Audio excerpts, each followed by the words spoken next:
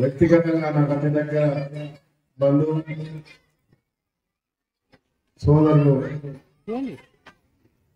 మరవన్న గారికి నాకు ఎప్పుడు మా అమ్మ మా నాన్న చెప్పి గుర్తుండేది, ముందు ఇంట్లో పాజిటివ్ ఉండాలి, తర్వాత బయట గెలవాలి. అదే మరి రామగుండం గెలవలేకపోతే బయట రాష్ట్రానికి పెద్ద లీడర్ ఎప్పుడూ అయినారు. కానీ ఇక్కడ గెలిచిన తర్వాత ఇతర ప్రాంతాల గురించి ఆలోచించాలని సంకల్పంతో మరి నిరంతరం దండి యాత్ర చేసిన ఎవరు గజనీ మొహమ్మద్. నేను నిజంగా నాకు ఆయన ఇన్స్పిరేషన్. 16 సార్లు ఓడిపోయినాక మళ్ళీ గెలిచి సామ్రాజ్యాన్ని ప్రపంచ దేశం లేదు.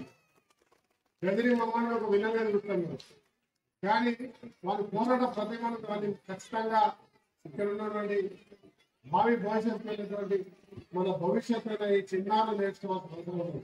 పట్టుదల, దీనిలో చూడాల్సింది పట్టుదల, ఒక కమిట్మెంట్, ఒక పాజిటివ్నెస్.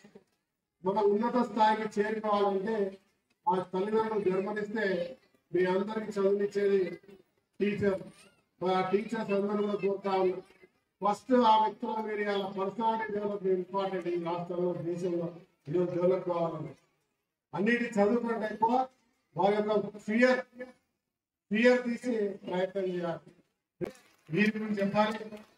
పాపగిన రాజ్ ఠాకూర్ ముందు చెప్పు, మీరు రాజ్ ఠాకూర్ గెలవాలి, రాజ్ ఠాకూర్ గెలవాలి, రాజ్ ఠాకూర్ గెలవాలి అని రాముడికి అనుకుంటూ ఎట్లయితే జై శ్రీరామ్ జై శ్రీరామ్ అనుకుంటాడో, ఇది ఎక్కడున్నా కూడా నేను ఇండిపెండెంట్ గుర్తిస్తాను. నాతో కాంగ్రెస్